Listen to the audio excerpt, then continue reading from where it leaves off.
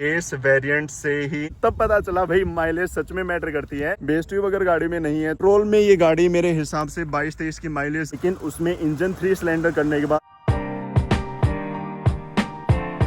Hello guys, आज मैं आपके सामने एक नई गाड़ी लेकर आया हूँ। सबसे पहली जो गाड़ी थी वो मेरी ये थी।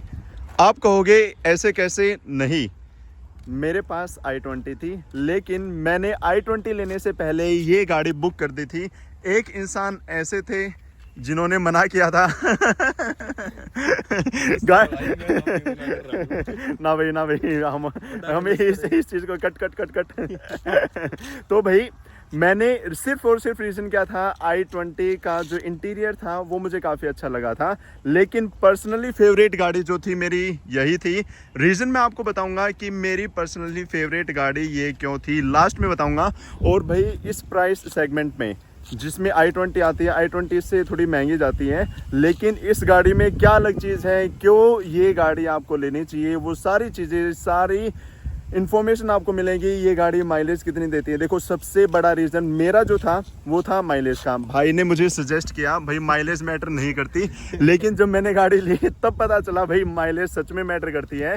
भाई सेफ्टी बेसिक से जाए, लेकिन माइलेज जो है मैटर करती है, क्योंकि चला जाए सेफ्टी ना जाए। भाई सेफ्टी नहीं, देखो मैं सच बताऊँ ना, इसकी और i20 की बिल्ड क्वालिटी ऑलमोस्ट सेम है। जो नए वाली है इतना ज़्यादा डिफरेंस मुझे नहीं लगा। सिर्फ और सिर्फ अगर हम इसका लोहा वगैरह देखें, इसका ठीक है यार जो क्या कहते हैं, सुजुकी सुधर गया है, अब तो सही क्वालिटी दे रखी है ना।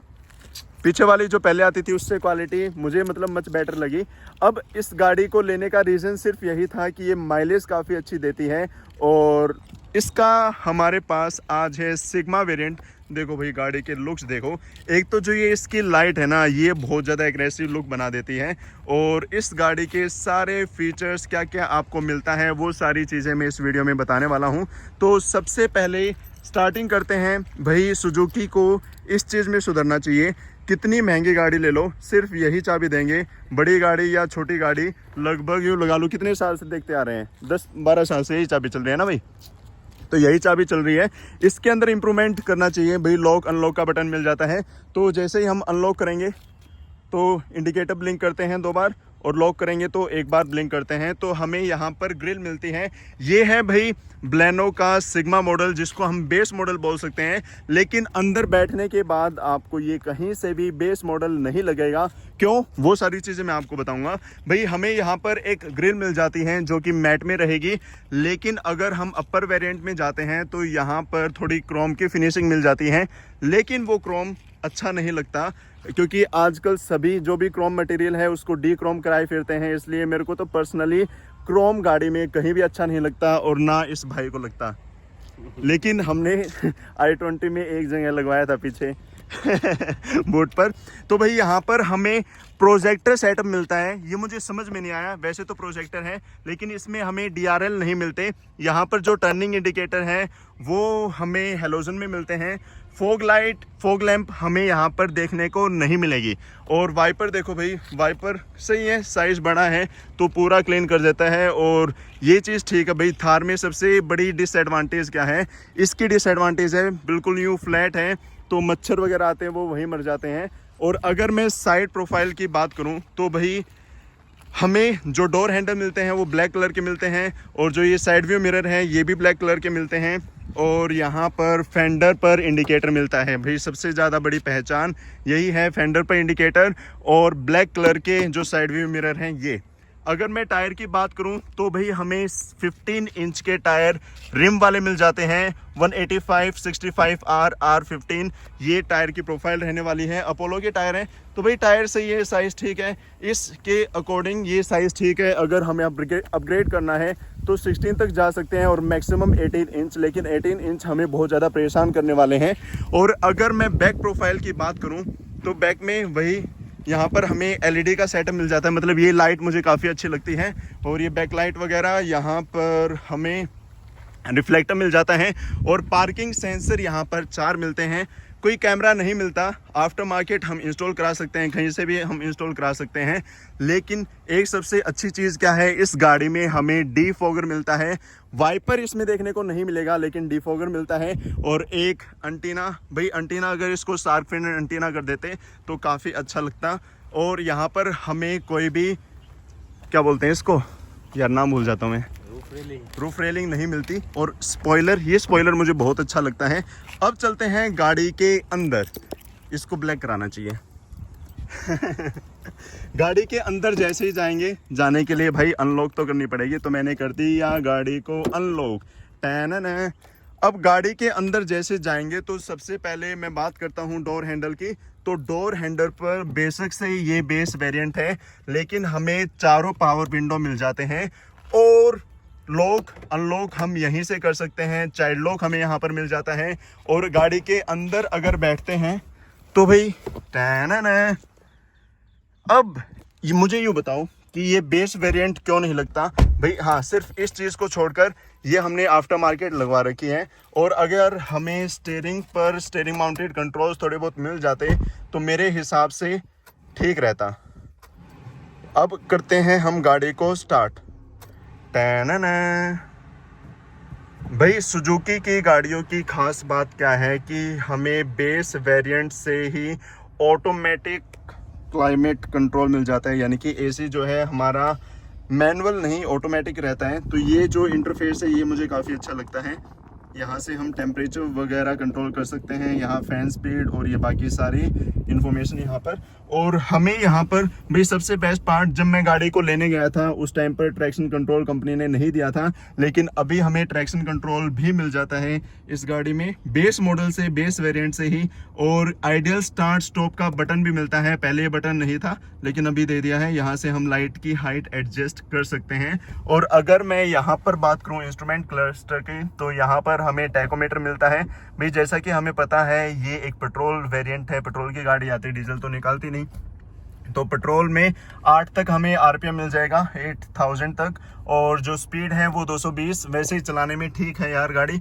और ऊपर हमें टाइम मिल जाता है। और टाइम के साइड में टेम्परेचर थार में भी नहीं है, लेकिन इसमें हमें टेम्परेचर मिल जाता है।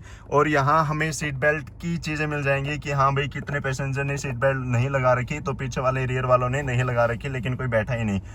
और नीचे हमें फ्यूल का इंडिकेटर मिल जाता है, यहाँ से हम ट्रिप वगैरह जो भी इंफॉर्मेशन है इसको चेंज कर सकते हैं, ट्रिप ए और ट्रिप बी। और यहाँ पर 2, हाँ ये तो ओडोमीटर हो गया, बस ये चीज़ें। और यहाँ से मेरे हिसाब से रीसेट कर सकते होंगे, नहीं माइलेज। तो भाई एवरेज अभी दिखा रखा है 12.5, रेंज 110, ठीक है।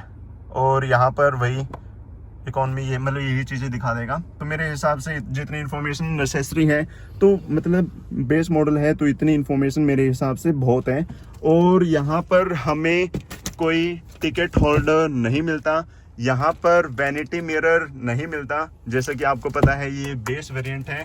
और ये हमें ये भी एडजस्टेबल नहीं मिलता, मैनुअल एडजस्टेबल भी नहीं मिलता। तो जो ये है इसके साथ ही हमें कॉम्प्रोमाइज़ करना पड़ेगा।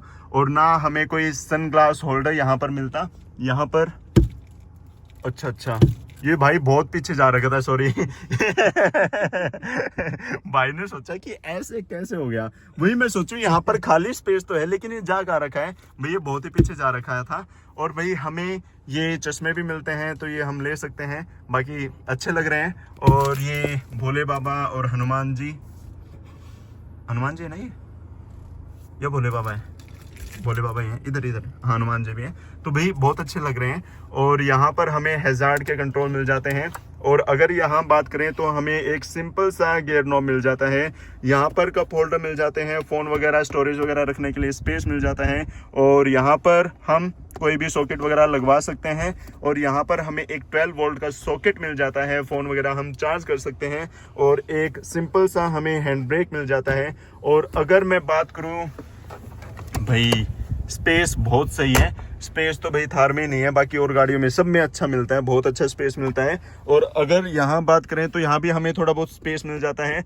और हम यहाँ पर जो है थोड़ा बहुत भाई आर्मरेस्ट लगवाना चाहिए मेरे हिसाब से, क्योंकि आर्मरेस्ट के बिना काम नहीं चलता। तो ये स्पेस वहाँ पर यूटिलाइज हो सकता है, हम आर्मरेस्ट लगा सकते हैं। और एक चीज़ और भाई, यहाँ पर हमें लेदर फिनिश नहीं मिलता, लेकिन थोड़ा सॉफ्ट कपड़ा फैब्रिक यूज कर रखा है। तो ये जो फैब्रिक है ये भी मतलब सही है, हार्ड प्लास्टिक से तो सही है, कंफर्टेबल है। ये चीज़ें मेरे को मतलब अच्छी लगी। बेस वेरिएंट से जो है जापान की गाड़ियाँ ऐसी ऐसी चीज़ें इनोवेशन लेके आती हैं, तो भाई इसलिए जो है मारुति तो नहीं कहेंगे, सुजुकी की गाड़ियाँ अच्छी होती हैं। ये रेस इवेंट भी को नहीं यार, पीछे बैठ के देखेंगे वो तो भी। और यहाँ पर भाई मेरी हाइट कम है वैसे, तो हमें हेड रूम सही मिल जाता है, काफ़ी मिल जाता है। और भाई की 5-10 हाइट, भाई 6 फुट है तो भाई की हाइट के अकॉर्डिंग सही है। और रीडिंग लैंप मैंने बता ही दिया था, हेलोजन मिलते हैं। अगर यहाँ पर हम एलईडी लग जाती तो बहुत ही अच्छा लगता। यहाँ मेरे हिसाब से आगे का कवर हो गया है, अभी हमें चलना चाहिए पीछे की तरफ। तो जैसे ही हम पीछे जाएंगे तो यहाँ भी हमें जो है थोड़ा सॉफ्ट टच यानी कि फैब्रिक मिल जाता है। तो और एक बॉटल होल्डर मिल जाता है, यहाँ पर भी हम फ़ोन वगैरह छोटी चीज़ें रख सकते हैं। और ये हमें कंट्रोल मिल जाते हैं कुछ एक। और अगर पीछे आते हैं तो मेरी हाइट के अकॉर्डिंग सीट एडजस्ट हो रखी थी, तो इनफ स्पेस है, लेग रूम भी इनफ है। लेकिन हमें यहाँ पे जैसे कि आपको पता है रियर में एसी वेंट देखने को नहीं मिलेंगे। स्पेस है, यहाँ पर एक 12 वोल्ट का सॉकेट है, तो यहाँ हम चार्जर लगा के अपना फ़ोन चार्ज कर सकते हैं, यहाँ प्लेस कर सकते हैं। और ये हमें मिल जाते हैं टैन सॉफ्ट क्लोज के साथ। तो देखो ये कितना स्मूथ है भाई, अच्छा लग रहा है। और अगर बात करूँ मैं यहाँ, तो भाई यहाँ पीछे वाले जो पैसेंजर्स हैं उनके लिए हेडरूम हल्का फुल्का कम है, तो ये चीज़ थोड़ी बहुत कॉम्प्रोमाइज़ आपको करनी पड़ सकती है। और तीनों एडजस्टेबल हेडरेस्ट मिलते, सॉरी भाई मैं बोलते वक्त थोड़ा बहुत हो जाता हूँ कभी कभी। तो ये चीज़ें हैं भाई। स्पेस भाई ने तो निकाल ही दिया, एक्सपेरिमेंट कर रहे हैं। और अगर अच्छा उल्टा, और शायद वो भी उल्टा ही लगा हुआ है। और अगर मैं इसको देखूं तो भाई बूट स्पेस काफ़ी सही है, सही हमें बूट स्पेस मिला है। और भाई ये ड्रैगन का ऑडियो सेटअप इसमें लगा हुआ है भाई, जो इसमें मज़ा आता है नेक्स्ट लेवल आता है। क्योंकि बेस ट्यूब अगर गाड़ी में नहीं है तो इतना मज़ा नहीं आता मेरे हिसाब से। तो बढ़िया हम इंजॉय कर रहे थे, अच्छा लग रहा था, सारी चीज़ें अच्छी थी। और बूट स्पेस इनफ है, बहुत है। अगर सीएनजी होती तो थोड़ा बहुत कॉम्प्रोमाइज़ हो जाता, लेकिन सीएनजी नहीं है तो बढ़िया बूट स्पेस है। एक चीज़ मुझे इसमें अच्छी क्या लगी, 60-40 स्प्लिट सीट्स हैं, तो ये अच्छे से फोल्ड हो सकते हैं। तो हमें अगर पैसेंजर भी लेके जाने हैं, सामान भी लेकर जाना है, तो उसके अकॉर्डिंग हम इन सीट्स को फोल्ड कर सकते हैं, यहीं से हम फोल्ड कर सकते हैं। तो ये चीज़ भी सही है भाई। हुक वगैरह भी है कुछ सामान वगैरह टांगने के लिए, तो हमें मतलब इनफ स्पेस मिल जाता है, ये सबसे अच्छी बात है। और फैमिली कार है तो भाई ये सारी चीज़ें ज़रूरी हैं। और अगर मैं बात करूं इस गाड़ी की माइलेज की, तो भाई सिर्फ जो माइलेज है, लोग बाग इसकी माइलेज को देखते हैं और भाई देखने भी चाहिए। अगर आपकी डेली ड्राइविंग है तो पेट्रोल में ये गाड़ी मेरे हिसाब से 22-23 की माइलेज आराम से निकाल देती है, हाईवे पे निकाल देती है। और लोकल में तो भाई कोई गाड़ी माइलेज नहीं देती, लेकिन लोकल में भी ये 16-17 की माइलेज आराम से निकाल देती है। और एसी भी मुझे काफ़ी ज़्यादा इफ़ेक्टिव लगा, तो अच्छा लगा जो भी चीज़ है। और प्राइस सेगमेंट जो है वही रहेगा 6.5-7 लाख में। और क्या लोगे, अभी तो इसके प्राइस और ज़्यादा ड्रॉप हो रखे हैं। जो प्राइसेस हैं वो मैं स्क्रीन पर डाल दूंगा। अभी सिर्फ इसका इंजन रह गया। एक बार बोनट और ओपन कर लेते हैं भाई। तो भाई हमें वही 4 सिलेंडर का इंजन मिलता है, इसलिए ये गाड़ी मुझे बहुत अच्छी लगती है, परफेक्ट लगती है। कहाँ से ओपन होगा? ओहो तो एक बार इसको मैं लगा देता हूँ भाई। तो भाई इंजन साइलेंट है, कोई इतनी ज़्यादा नॉइस नहीं करता। तो ये भाई इंजन है, हमें 1200 सीसी का इंजन मिलता है भाई। एसी भी ऑन कर रखा है तो एसी साउंड ये क्रिएट कर रहा है, ठीक है। तो मतलब अच्छे से मैनेज कर रखा है। नीचे भाई हमें शायद रेड के लिए कुछ लगा के दे रखा है, तो ये नीचे से बंद है गाड़ी, तो ये चीज़ भी अच्छी है। जो i20 थी वो नीचे से खुली थी, तो कुछ भी चीज़ अंदर आ सकती थी।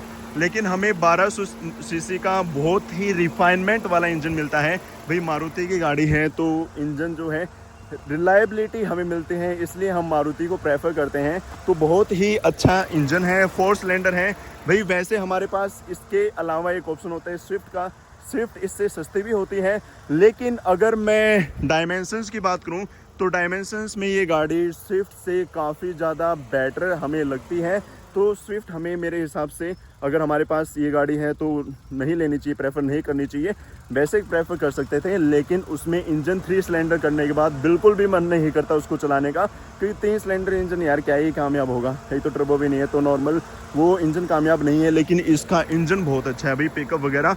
नेक्स्ट जो वीडियो है उसमें मैं इसका ड्राइविंग एक्सपीरियंस आप लोगों के साथ शेयर करना चाहूँगा। तो मिलते हैं, आपको ये वीडियो कैसे लगी कमेंट करके बताना, अगर अच्छी लगी तो लाइक करना, और अगर आप चैनल पर नए हो तो सब्सक्राइब करना ना भूलना। तो मिलते हैं ऐसे ही इंटरेस्टिंग वीडियोस के साथ, और इससे नेक्स्ट जो वीडियो है इसका ड्राइविंग एक्सपीरियंस रहने वाला है, तो उसको देखना ना भूलें।